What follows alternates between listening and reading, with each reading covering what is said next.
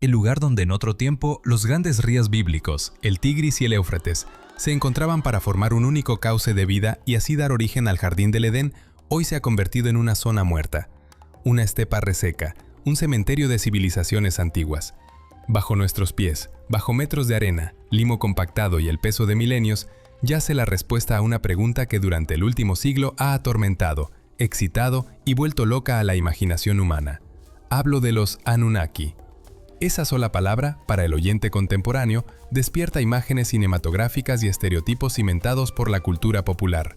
Naves colosales suspendidas sobre terrazas de zigurats, probetas que brillan con experimentos genéticos y minas de oro extraídas con láseres para salvar la atmósfera de mundos lejanos. Durante décadas se nos contó que los Anunnaki eran forasteros del cielo. Se afirmó que descendieron de lo alto, que nos moldearon en laboratorios para convertirnos en esclavos, que partieron dejando a su paso pirámides, conocimientos matemáticos y secretos arcanos. Esa narrativa seductora, inquietante y vendetítulos se vertió en millones de libros, en producciones de Hollywood y en espacios pseudocientíficos de la televisión por cable. Millones creyeron porque la explicación parecía ordenada, cerraba huecos, ofrecía sentido. Pero, ¿y si todo ese tiempo estuvimos mirando en la dirección equivocada? ¿Y si aguardábamos a los dioses en las estrellas cuando la verdad se hallaba embarrada, pegada al barro de los canales? ¿Y si la realidad resulta más cruda, más terrenal y al mismo tiempo mucho más humana que cualquier relato de ciencia ficción? Antes de internarnos en el corazón del asunto, debo apartar el ruido sensacionalista. Dejo a un lado las teorías conspirativas, la ufología y la mitología fantástica. Atenderemos únicamente a los hechos fríos, al bisturí implacable de métodos modernos. Filología comparada, asiriología, paleoclimatología, arqueología digital y genética. Con esa caja de herramientas abriremos tablillas de arcilla que han permanecido mudas durante 4500 años. Haremos hablar a la escritura cuneiforme y lo que obtendremos de su voz no tendrá nada que ver con trajes espaciales o naves. Será una historia sobre el poder, el agua, la escasez y el miedo que se convertiría en patrón para todas las grandes formaciones estatales posteriores. Equipos de universidades de Oxford, Berlín, Chicago y Pensilvania han completado la descifración, la digitalización y el análisis contextual de textos fragmentados, empleando inteligencia artificial para recomponer las piezas perdidas. Esa nueva traducción, rigurosa y desprovista de romanticismo, altera por completo la imagen que se había impuesto. Los Anunnaki existieron, sí, pero no eran los visitantes interestelares que la imaginación colectiva dibujó. Eran algo más inquietante porque eran, en última instancia, un espejo de nosotros mismos. Para comprender el fraude conceptual que hemos adoptado durante medio siglo, hay que regresar al origen del nombre. El descubrimiento que introdujo por primera vez a Occidente en estos archivos ocurrió a mediados del siglo X, en un momento de declive del Imperio Otomano, sobre un montículo llamado Kuyunjik que ocultaba la antigua Nínive, capital del Imperio Asirio. Aventureros arqueólogos británicos, entre ellos Austen Henry Layard y Ormuzd Rassam, excavaron los palacios del temible Asurbanipal sudando polvo bajo un sol implacable. Buscaban oro, estatuas colosales de toros alados y relieves de cacerías reales para impresionar museos en Londres y París. En lugar de solo encontrar objetos preciosos, trajeron a la luz toneladas de arcilla transformada en cerámica por el fuego del saqueo que arrasó Nínive en el año 612 a.C. de nuestra era. Esas tablillas, miles y decenas de miles, cubiertas por signos cuneiformes densos y minúsculos, resultaron ser la primera biblioteca sistemática conocida en la historia. 25.000 fragmentos reunían una enciclopedia entera de una civilización extinguida. Cuando esos textos llegaron al Museo Británico y comenzaron a ser traducidos, la Europa victoriana se estremeció. Las historias narradas en ellos repetían palabra por palabra episodios que aparecen en la Biblia, pero estaban registradas miles de años antes que el Antiguo Testamento. Allí aparecían relatos de un diluvio universal, el poema de Gilgamesh, el origen del hombre hecho de barro y la leyenda de la Torre de Babel. La Biblia dejó de ser la primera voz escrita de la humanidad, y entre la enumeración interminable de divinidades, himnos y registros administrativos surgía con insistencia un término colectivo, Anuna, que más tarde en acadio pasó a sonar como Anunnaki. Por primera vez, el mundo moderno oyó ese nombre. Los antiguos no necesitaban explicar lo obvio para sus contemporáneos. Para ellos, el término era tan claro como para nosotros gobierno o policía. Para traductores formados en la tradición bíblica, los Anunnaki fueron inicialmente rotulados como dioses, jueces del inframundo o príncipes, una interpretación que no tardaría en volverse dogma popular. Todo saltó en la década de 1970, cuando un autor autodidacta, Zecharia Sitchin, publicó sus Crónicas de la Tierra, afirmando haber retranslateado los textos. Sitchin sostuvo que Anunnaki significaba literalmente aquellos que descendieron del cielo a la tierra, una frase que encajó como virus mental en la era de la carrera espacial, de la llegada a la Luna y del miedo nuclear. La idea de dioses astronautas se difundió con facilidad, pero esa lectura es errónea. Es una falla lingüística fundamental, una mala interpretación de un estudioso que no era especialista en sumerio y que adaptó las pruebas a su teoría. Hoy, con diccionarios electrónicos basados en el análisis de millones de líneas textuales, la raíz del término se comprende con claridad. Anunnaki está formado por dos raíces sumerias. La primera, An, remite al cielo y al nombre del supremo dios Anu, cabeza del panteón. La segunda, Nuna o Nuna, remite a príncipe, descendiente o linaje noble. Una traducción académica y sobria entrega sentidos como semilla del príncipe, linaje principesco o sangre regia de Anu. No hay verbo de descenso, no hay imagen de llegada desde arriba, es una designación de parentesco e jerarquía. No son astronautas, son aristocracia y dinastía gobernante, la nobleza de aquel mundo antiguo. Si no son forasteros extraterrestres, ¿por qué los sumerios les tenían tanto miedo? ¿Por qué les ofrecían toneladas de grano, aceite y cerveza y les erigieron mansiones colosales? La clave está en la estructura despiadada del primer estado. El secreto de los Anunnaki no se reveló en una tablilla sensacional encontrada ayer, sino en la suma laboriosa de cientos de textos dispersos, accesibles ahora gracias a enormes bases de datos y algoritmos que detectan patrones. La inteligencia artificial ha escudriñado miles de piezas administrativas y ha delineado una estructura clara. Los Anunnaki no constituían una raza, eran un cargo, un estatus social. Imagínese una corporación inmensa y despiadada que no gestiona solo capital, sino recursos vitales, agua, alimentos, vidas. En la cúspide se hallaba Anu, un dios celeste alejado, presidente honorario de un consejo que raramente intervenía. Los Anunnaki formaban el directorio en tierra, la alta gerencia, una familia de altos funcionarios. Al frente aparecían figuras concretas. Enlil, señor del viento, era el ejecutivo supremo sobre órdenes, tormentas y decisiones. Su voz era ley y su ciudad era Nippur. Enki, señor de la tierra y del agua, actuaba como director técnico y principal ingeniero, residente en Eridu, en el palacio acuático del Apsu. Era el artesano del conocimiento y a menudo discutía con Enlil. Ninhursag, diosa de los partos y de la medicina, ocupaba el lugar de la autoridad sanitaria. Vivían en lujos ceremoniales. Sus templos y sigurats eran oficinas palaciegas. Se les ofrecían los mejores trozos de carne, se ataviaban sus imágenes con oro y se perfumaban sus estancias. Decidían destinos. Pero la trama se complica y ahí se abre el misterio político oculto en los mitos. Textos como el épico acadio Atrahasis, compuesto alrededor del año 1700 antes de nuestra era sobre fuentes sumerias más antiguas, relatan algo que cambia la naturaleza de lo religioso, una huelga que se convierte en insurrección armada. Antes de la creación del hombre existía otro grupo de deidades, los Igigi. ¿Quiénes eran los Igigi? Eran dioses menores, el escalón intermedio, los mandos medios y los trabajadores cualificados de la administración celestial. Los textos describen, con lenguaje seco, que estos dioses cargaban con el sudor del mundo. Excavaban cauces, limpiaban canales, acarreaban tierra en cestas. Realizaban un trabajo físico de pena destinada a transformar pantanos en jardines fértiles. Se dice que lo hicieron durante 40 periodos, lo cual la tradición cifra simbólicamente en 3600 años.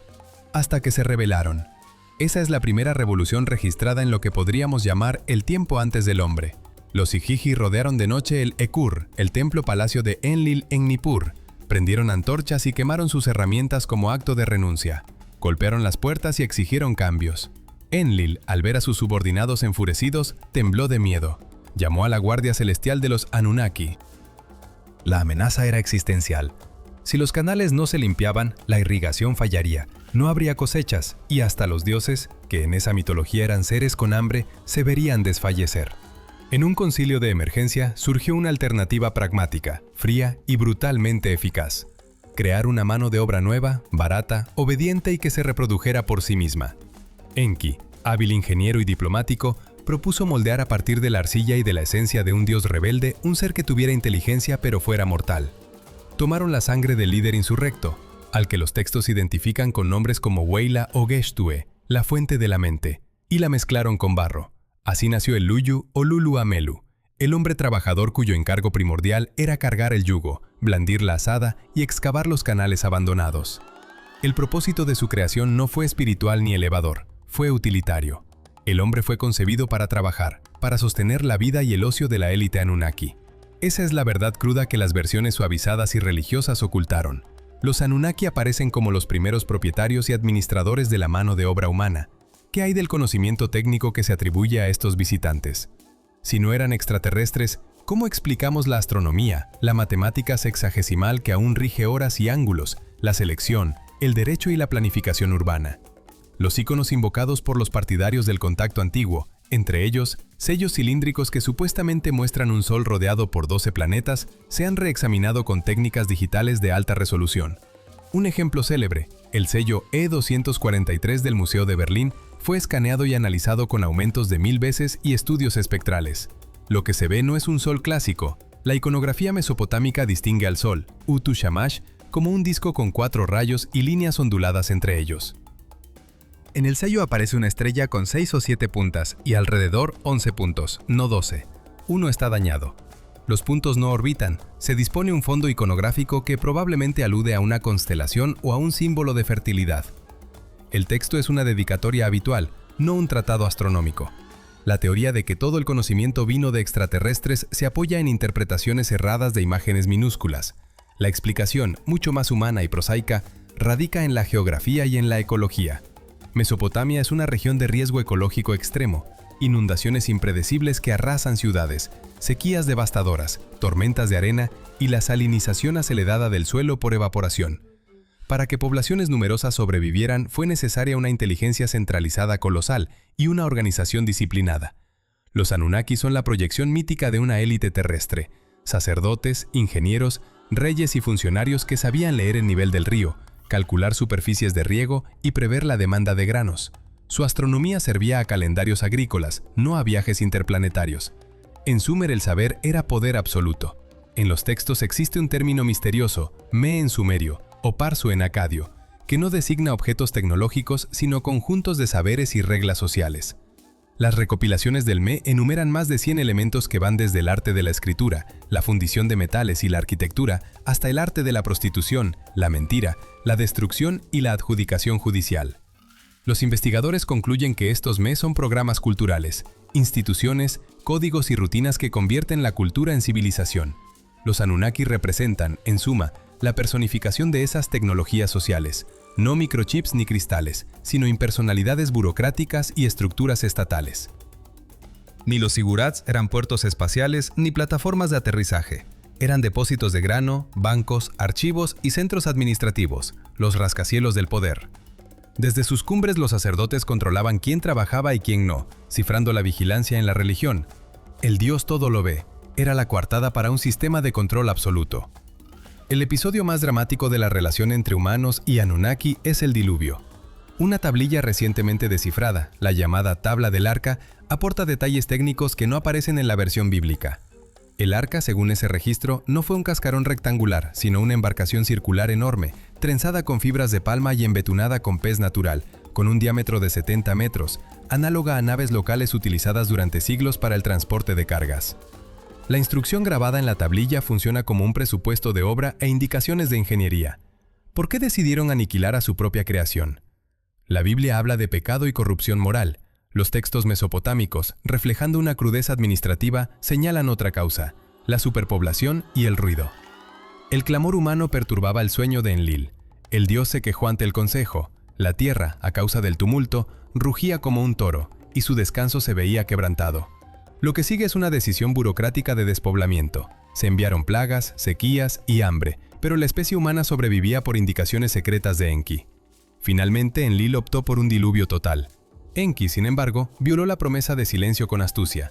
Susurró instrucciones a la pared de cañas de la choza del hombre justo, aconsejándole construir la embarcación, despreciar la riqueza y salvar semillas de toda especie. Ese episodio revela profundas divisiones internas en la élite Anunnaki. Enlil encarnaba la facción belicosa y del control. Enki representaba una política más conservacionista del capital humano y tecnológico. Tras el diluvio, cuando el agua se retiró, la escena que describe el poema de Gilgamesh es humillante para la imagen de dioses autosuficientes. Utanapishtim, el Noé mesopotámico, emerge y sacrifica. Los dioses perciben el aroma de la carne asada y acuden como moscas. Están hambrientos. Durante la inundación nadie alimentó a los dioses. Los santuarios estaban sumergidos y los Anunnaki pasaron hambre y frío, humillados. El mito deja claro que la relación con lo humano era simbiótica y parasitaria. Los dioses necesitaban que la gente cociese panes y ofreciese ofrendas, porque sin sacrificios morirían de inanición. La teología del mito se desploma. Los dioses no eran seres autosuficientes, sino dependientes de estructuras económicas. ¿Dónde desaparecieron los Anunnaki? La arqueología de Babilonia y Asiria tardías y los estudios paleoclimáticos responden con frialdad. Una catástrofe cambió el tablero. Entre 2200 y 2000 años antes de nuestra era ocurrió un colapso climático global, un episodio que los especialistas identifican como el evento de 4,2 mil años. El Medio Oriente sufrió una megasequía de aproximadamente 300 años. La salinidad de los suelos aumentó por la sobreirrigación. Los vientos de polvo cubrieron urbes, imperios colapsaron y la gente perdió la fe en aquellos dioses que no pudieron sostener la vida. El poder pasó a dioses jóvenes y agresivos como Marduk, hijo de Enki, quien en el poema babilónico Enuma Elish derrota a la Caos de Tiamat y se apropia de 50 nombres y poderes de los Anunnaki. Los viejos dioses fueron degradados. De señores que gobernaban desde las cumbres de los Sigurats pasaron a figuras infernales y jurisprudentes del inframundo. En textos asirios y babilónicos del primer milenio antes de nuestra era, los Anunnaki ya no gobiernan la vida, se convierten en jueces sombríos del más allá. La mitología popular transformó esa degradación en leyendas de habitantes subterráneos y seres reptilianos, pero la realidad histórica es más mundana.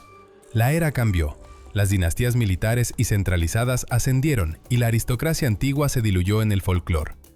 La ciencia confrontó además la esperanza pseudocientífica de que la casta dirigente tuviera ADN diferente, mezcla divina o longevidad biológica. Las excavaciones de las tumbas reales de Ur en el año 1920 revelaron coronas de oro, arpas decoradas y pozos funerarios con sirvientes sacrificados. Si reyes como Puabi eran descendientes directos de los Anunnaki, su genoma debía mostrar rasgos exóticos. Los estudios genéticos recientes sobre restos de Mesopotamia indican lo contrario.